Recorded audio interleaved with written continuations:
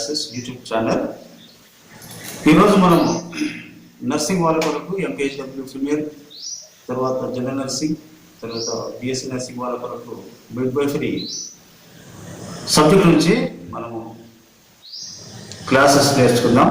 మొట్టమొదటి వచ్చేసి అందులో మొట్టమొదటి చాప్టర్ మనకు మానవ ప్రత్యుత్పత్తి వ్యవస్థ, హ్యూమన్ రిప్రొడక్టివ్ సిస్టమ్. ఈ హ్యూమన్ రిప్రొడక్టివ్ సిస్టంలో మరి మిడ్వైఫరీ కావాల్సిన ఫీమేల్ రిప్రొడక్టివ్ సిస్టమ్ లేదా ఫీమేల్ రిప్రొడక్టివ్ ఆర్గాన్స్ గురించి మనము తెలుసుకుందాం. మరి వాటి యొక్క ఫంక్షన్స్ అంటే వాటి యొక్క విధుల గురించి మనము తెలుసుకుందాం. ఈ స్త్రీ ప్రత్యుత్పత్తి అవయవములు ఎందుకు ఉపయోగపడతాయి, మరి అవి వాటి యొక్క పనులు ఏంటివి, అవి ఎక్కడ ఉంటాయి అనేది ఈ యొక్క మిడ్వైఫరీ సబ్జెక్ట్లోని లేదా నర్సెస్కు, GN వాళ్ళకు కానీ BSc నర్సింగ్ వాళ్ళకు కానీ చాలా అవసరం. ప్రసవం అనేది ఏ విధంగా జరుగుతుంది, తర్వాత పిండం అనేది ఏ విధంగా ఏర్పడుతుంది, పిండం యొక్క అభివృద్ధి అనేది ఏ విధంగా జరుగుతుంది, మరి పిండానికి అనుకూలించే పరిస్థితులు ఏంటివి అనేది మనము ఈ యొక్క సబ్జెక్టులో క్షుణ్ణంగా మనము తెలుసుకోవాలి. తెలుసుకున్నప్పుడే నర్సింగ్ పరిచయం అనేది మనము మంచిగా చేయగలుగుతాం. మరి మొట్టమొదటిగా మనకు నర్సింగ్ పరిచయం చేయాలంటే మరి స్త్రీ యొక్క ప్రత్యుత్పత్తి అవయవములు ఎక్కడ ఉన్నాయి, మరి అందులో ఉండే భాగాల గురించి మనకు తెలిసి ఉండాలా. ఆ భాగాలు మరి ఏ విధంగా అంటే పిండము ఏర్పడినప్పుడు కానీ ఏ విధంగా అవి ఉపయోగపడతాయి అనేది కూడా మనము అవగాహన కలిగి ఉండాలి. ఈ స్త్రీ ప్రత్యుత్పత్తి అవయవములు సంయోగము, ఫలదీకరణము, పిండము పెరుగుదల మరియు ఎదుగుదల మరియు అవసరమైన స్త్రీ వీటన్నిటికీ అవసరమైన స్త్రీ జననీయ అవయవములు లేక ప్రత్యుత్పత్తి అవయవములు రెండు భాగాలుగా గుర్తించబడ్డాయి.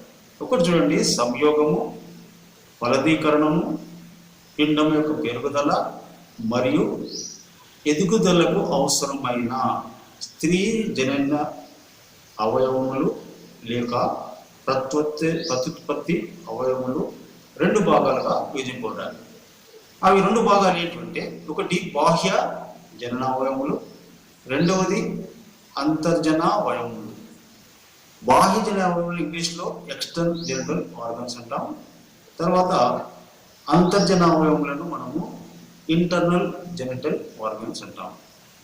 ఈ మొట్టమొదటిగా మనం వచ్చేసి ఎక్స్టర్నల్ జెనిటల్ ఆర్గాన్స్ అంటే బాహ్య జనన అవయవములు ఏంటివి మనము తెలుసుకుందాము. అవి ఎన్ని ఉన్నాయి అంటే మనకు మిడ్వైఫరీలో ఎన్ని మనకు అవి ఉపయోగపడతాయని తెలుసుకుందాం.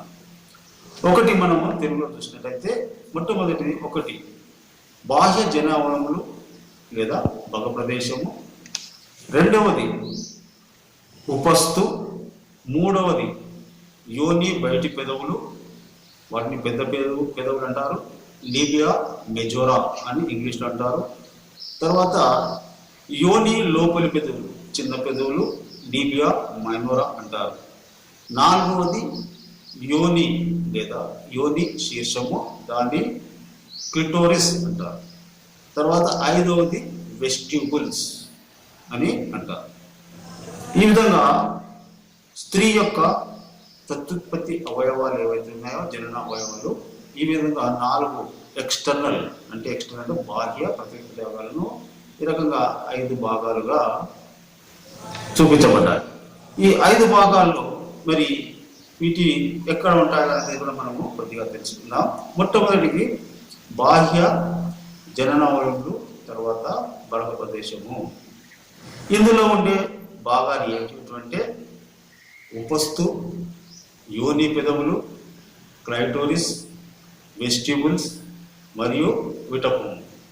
యోని ముఖద్వారము, యోని కుహరము, తర్వాత బర్తోలిన్ గ్రంథులు కలిసి వీటన్నిటిని కలిసి మనము బాహ్య జననావయములు అంటారు.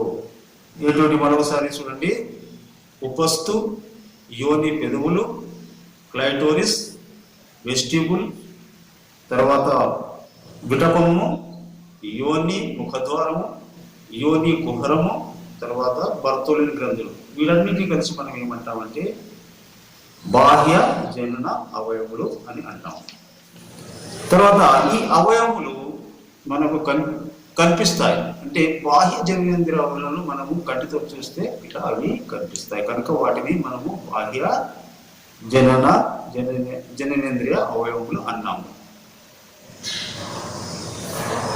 ఈ భగ ప్రదేశమునకు, ఈ అన్నిటి కలిసి కూడా భగం అంటాం. భగం ప్రదేశమునకు ముందు వైపున ఉపస్తు, తర్వాత ఇరు ప్రక్కల యోని పెదవులు, తర్వాత వెనుక వైపున విటపము ఉన్నవి. ఇవి మనకు బాహ్య జనావరణలు భగ ప్రదేశము అంటే మొట్టమొదటి భాగాలు. వీటిని మనము బాగా క్షుణ్ణంగా మనము అర్థం చేసుకున్నప్పుడు మరి వాటి యొక్క పనులు విధులు అనేది కూడా మనకు తెలుస్తుంది అన్నట్టు. తర్వాత ఉపస్తు మాన్స్ ఫ్యూబిస్ అంటాం. ఉపస్తు అనేది కూడా మనకు చాలా ప్రాముఖ్యమైనది. దాని గురించి కూడా ఉపస్తు, దాన్ని మాన్స్ ఫ్యూబిస్ అని ఇంగ్లీష్లో అంటారు. ఇది ఎక్కడ ఉంటుందంటే సింపసిస్ ఫ్యూబిస్ ముందు ఉన్న ఒక ఎత్తైన స్థలము. ఇది క్రొవ్వు అడిపోస్ కణజాలముతో, కణజాలాలు రకరకాలుగా ఉన్నాయి. ఈ ఉప్పు లాంటి ఆకారం వచ్చేసి ఏదైతే మనము సింపసిస్ ట్యూబస్ ముందున్న ఒక ఎత్తైన స్థలాన్ని మనం దాన్ని ఏమంటాం, అది అడిపోస్ టిష్యూ తోటి ప్యూబిస్ ఎముకము ముందు ఏర్పడి ఉంటుంది. ఎదిగిన స్త్రీ యందు ఈ భాగమున వెంట్రుకలతో కప్పబడి ఉంటాయి.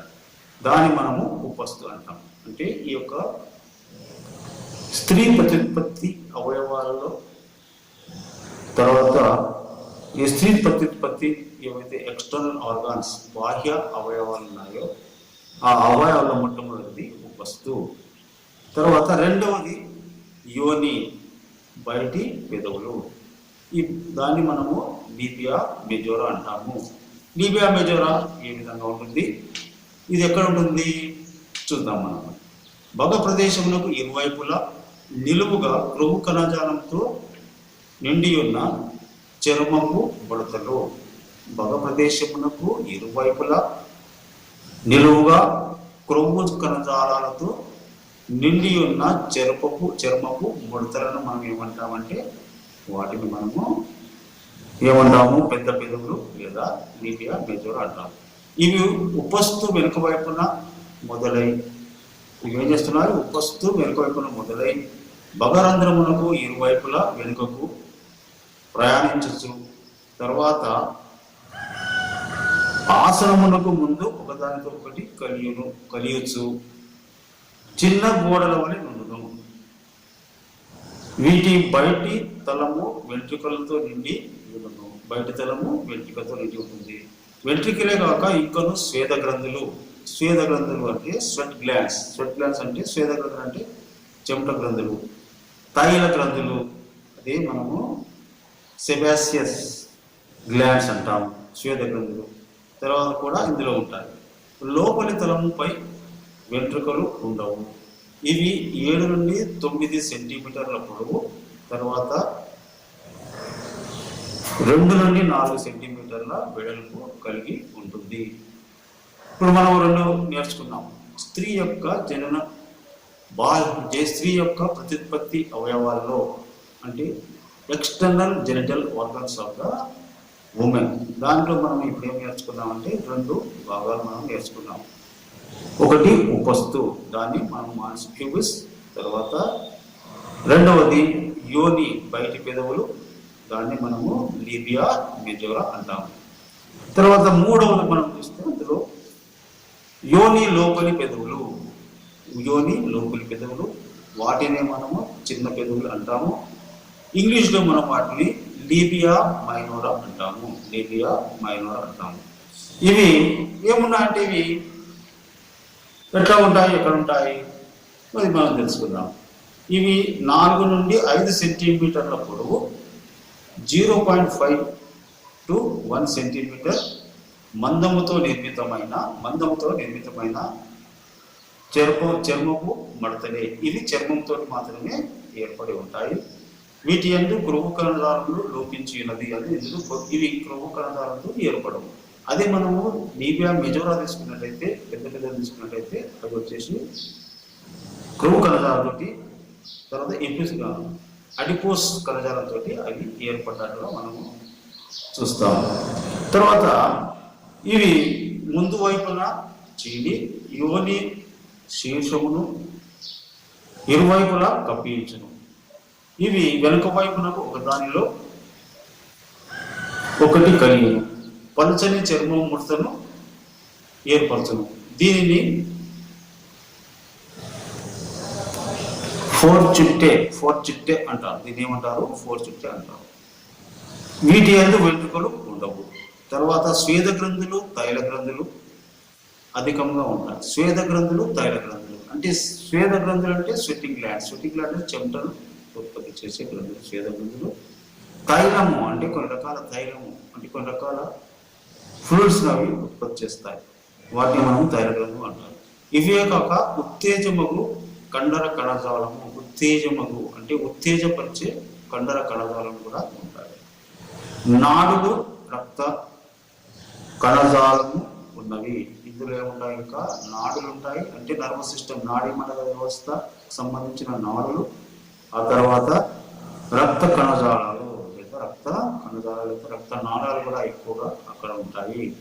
ఈ నాడీ కణజాలాలు, ఉత్తేజమగు కండర కణజాలాలు, నాడులు, రక్త కణజాలాలు ఈ మూడు కూడా అందులో ఉండడం వల్ల ఆ భాగము ఎక్కువగా ఉత్తేజాన్ని కలుగజేసే భాగంగా మనము గ్రహించాలి. ఈ మూడు కూడా మనము ఇప్పుడు స్త్రీ యొక్క ప్రత్యుత్పత్తి అవయవముల యొక్క బాహ్య భాగాలు. ఇక నాలుగవది మనం చూసినట్లయితే యోని శీర్షము. దానిని మనము క్లైటోరిస్ అంటాం. యోని శీర్షం అంటే క్లైటోరిస్. ఇది ఎక్కడ ఉంటుంది చూద్దాం మనము. ఇది సింపసిస్ ఫ్యూబిస్ ఈ క్రింది ఉండి పురుషుని శిష్ణమును పోలి ఉండును. అంటే ఇది సింపసిస్ ఫ్యూబిస్ కు క్రింది భాగం. సింపసిస్ ఫ్యూబిస్ అంటే ఏదైతే మనము బాహ్య ప్రదేశంలో మనం ఉప్పు ప్రదేశం చూసినాము, ఆ ఉప్పు ప్రదేశంలో తర్వాత అక్కడ మనము వెంట్రుకలు ఉంటాయని అనుకున్నాము. ఆ సింపసిస్ ఫ్యూబిస్ పైన ఆ ప్రదేశం. పురుషుని శిష్ణం అంటే పురుషుని శిష్ణం అంటే పురుషుని యొక్క శిష్ణం వల్ల అది పోలి ఉంటుంది. తర్వాత 2.5 to 3 సెంటీమీటర్స్ పొడవు ఉన్న స్తూపాకార నిర్మాణం అంటే స్తూపాకారంలో అది ఉంటుంది. దాన్ని మనము యోని శీర్షము లేదా క్లైటోరిస్ అని అంటాం. ఇది నిటారుగా నిలబడు కణజాలంతో నిర్మితమైనది. అంటే నిటారుగా అంటే నిలువుగా నిలబడే అనే కణజాలం ఏదైతుందో ఆ కణజాలంతో నిర్మితమైనది. దీన్ని గ్లాండ్స్ శరీరము బాడీ, 2 కర్స్ టౌన్ క్రూరాలుగా విభజించవచ్చును. ఈ యొక్క మనము ఏదైతే క్లైటోరిస్ ను మనము 3 రకాలుగా విభజించవచ్చు. ఒకటి దీన్ని గ్లాండ్స్ అని, రెండవది శరీరం బాడీ అని, దీన్ని గ్లాండ్స్ అని శరీరము, తర్వాత రెండవది కర్స్ 2 క్రూరాలుగా విభజించవచ్చును. దీని యందు లైంగిక ఉత్తేజము పెంపొందించు నాడీ కణజాలము. లైంగిక ఉత్పత్తి అంటే లైంగిక ఉత్తేజాన్ని కలిగజేసే పెంపొందించే నాడీ కణజాలము మరియు రక్త కణజాలము ఉన్నాయి. రక్త కణజాలాలు కూడా ఇందులో ఉన్నాయి. చివరిగా మరి వెస్టిబ్యూల్స్ అంటే 5వది మనము స్త్రీ జననేంద్రియాలలో 5 భాగాలుగా బాహ్య జననేంద్రియాలలో 5 భాగాలుగా మనం విభజించుకున్నాం.